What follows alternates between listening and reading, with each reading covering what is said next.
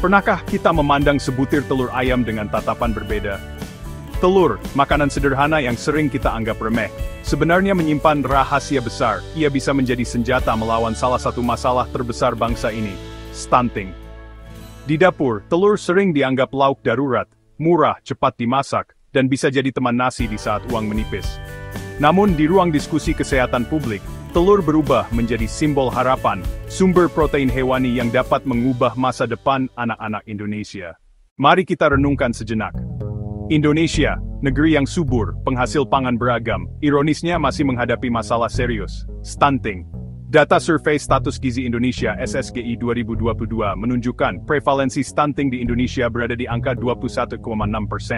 Artinya, sekitar 1 dari 5 anak Indonesia tumbuh dengan tinggi badan yang tidak sesuai usianya akibat kekurangan gizi kronis. Pemerintah menargetkan angka ini turun menjadi 15% pada tahun 2024. Sebuah target ambisius, tetapi realistis jika kita semua bergerak bersama. Bagaimana dengan Aceh? Provinsi yang dikenal dengan tanah suburnya, hasil lautnya yang melimpah, dan identitas religius yang kuat, ternyata menyimpan luka yang cukup dalam. Data SSGI 2022 mencatat, Aceh termasuk provinsi dengan prevalensi stunting tertinggi di Indonesia, yaitu 31,2%. Bayangkan, hampir sepertiga anak Aceh mengalami stunting. Sebuah ironi di tanah yang sesungguhnya kaya akan sumber pangan. Pertanyaannya, mengapa masih terjadi? Dan apakah mungkin sebutir telur bisa menjadi bagian dari solusinya? Telur, makanan sederhana, manfaat luar biasa. Telur ayam, baik ras maupun kampung, adalah salah satu sumber protein hewani yang paling mudah diakses masyarakat. Satu butir telur mengandung sekitar 6-7 gram protein berkualitas tinggi, vitamin A, D, E, B12, riboflavin, folat, serta mineral penting seperti zat besi, zinc, dan selenium. Semua nutrisi ini sangat penting bagi pertumbuhan anak. Yang paling istimewa, telur mengandung kolin, nutrisi yang berperan penting dalam perkembangan otak. Penelitian yang dipublikasikan di Pediatrics Journals menunjukkan bahwa konsumsi 1 butir telur setiap hari selama 6 bulan secara signifikan mengurangi risiko stunting pada anak-anak di negara berkembang. Studi ini bahkan dilakukan di Ekuador, dengan hasil yang meyakinkan, prevalensi stunting turun hingga 47% pada kelompok anak yang rutin diberi telur. Apakah tektunai buah merisa mengboi permian diri, anadach biftisting rendrik skonenties? Ironi di negeri yang kaya telur Indonesia adalah produsen telur ayam beras yang cukup besar. Data Kementerian Pertanian 2023 menunjukkan produksi telur ayam beras mencapai lebih dari 6 juta ton per tahun. Telur kampung juga berlimpah di pasar tradisional. Namun konsumsi telur per kapita masyarakat Indonesia masih rendah. FAO merekomendasikan konsumsi protein hewani minimal 20-30 gram per hari. Tetapi konsumsi masyarakat Indonesia baru sekitar 12-15 gram. Aceh, dengan budaya makan yang kaya, juga belum menjadikan telur sebagai makanan utama harian anak-anak. Banyak keluarga masih menganggap lauk telur sebagai opsi murah yang tidak bergengsi dibanding daging sapi atau ikan laut. Di pedesaan, ada pula anggapan lama bahwa terlalu banyak makan telur bisa menyebabkan bisul atau kolesterol tinggi. Padahal, justru sebaliknya, konsumsi telur yang teratur bisa menyelamatkan generasi dari bahaya stunting. Inilah anomali yang menyakitkan. Telur melimpah, murah, dan tersedia hampir di semua pasar. Namun di saat yang sama, anak-anak di Aceh dan Indonesia masih pendek, masih kurang gizi, masih terjebak dalam lingkaran stunting. Seolah-olah ada jurang antara ketersediaan dan pemanfaatan. Stunting bukan sekadar tubuh pendek. Seringkali kita menyederhanakan stunting sebagai masalah tinggi badan. Padahal stunting lebih dari itu. Anak yang stunting berisiko mengalami gangguan perkembangan otak, menurunnya kemampuan belajar, dan pada akhirnya produktivitas rendah ketika dewasa. Dalam jangka panjang, stunting adalah beban ekonomi bangsa. Bank Dunia memperkirakan kerugian ekonomi akibat stunting bisa mencapai 2-3% dari PDB per tahun. Di Aceh, tingginya prevalensi stunting berarti generasi yang akan datang terancam kehilangan potensi emasnya. Anak-anak Aceh yang seharusnya tumbuh sehat, cerdas, dan produktif justru berisiko menjadi generasi yang rapuh.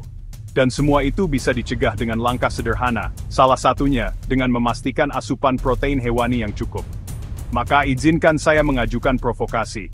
Mengapa kita tidak menjadikan telur sebagai senjata nasional melawan stunting? Jika di dapur keluarga Indonesia setiap anak bisa mendapat 1 butir telur setiap hari, bukankah itu langkah sederhana tetapi revolusioner? Harga telur ayam beras saat ini berkisar Rp27.000 ke Rp30.000 per kilogram, atau sekitar Rp2.000 per butir. Bandingkan dengan harga jajanan anak sekolah yang seringkali lebih mahal dan tidak bergizi, es krim Rp5.000, minuman manis Rp4.000, atau gorengan Rp1.500 yang hanya berisi tepung. Artinya, 1 butir telur sebetulnya bukanlah barang mewah. Pertanyaannya, apakah Ki memprioritaskan telur untuk anak-anak kita, atau kita masih sibuk membeli makanan instan yang kosong gizi? Apakah pemerintah berani menjadikan telur sebagai program nasional, sebagaimana dulu kita mengenal program biskuit PMT di sekolah-sekolah? Solusi nyata, dari dapur hingga kebijakan telur bisa menjadi simbol gerakan sosial. Pemerintah daerah Aceh misalnya, dapat membuat program 1 anak 1 telur setiap hari, bekerja sama dengan peternak lokal. Sekolah-sekolah bisa menyediakan telur rebus sebagai menu tambahan untuk anak-anak. Program bantuan sosial bisa disalurkan dalam bentuk telur, bukan sekadar beras atau mie instan. Keluarga pun harus diberi edukasi. Telur bukan penyebab bisul. Telur bukan makanan kelas bawah. Telur adalah lauk sehat yang bisa menyelamatkan generasi. Dengan pendekatan budaya, tokoh agama dan adat di Aceh bisa ikut menyuarakan pentingnya protein hewani. Lebih jauh lagi, sektor peternakan lokal harus diperkuat. Peternak ayam petelur di Aceh bisa menjadi garda terdepan dalam menyediakan telur berkualitas dengan harga terjangkau. Pemerintah dapat memberikan insentif agar produksi meningkat dan distribusi lancar hingga ke pelosok desa. Dengan begitu, telur tidak hanya melawan stunting, tetapi juga menghidupkan ekonomi lokal. Telur, martabat, dan masa depan bangsa. Pada akhirnya, perjuangan melawan stunting bukan hanya soal kesehatan, tetapi soal martabat bangsa. Anak-anak yang sehat, tinggi, dan cerdas adalah wajah masa depan Indonesia. Dan ironisnya, kunci dari perjuangan besar ini bisa terletak pada hal yang sesederhana sebutir telur ayam. Telur adalah simbol keadilan pangan. Ia murah, bisa dijangkau semua kalangan, dan bergizi tinggi. Jika kita tidak mampu memberikan sebutir telur kepada anak-anak kita setiap hari, bagaimana mungkin kita berbicara tentang generasi emas 2045? Aceh, dengan angka stunting tertinggi di Indonesia, seharusnya menjadi pionir dalam gerakan ini.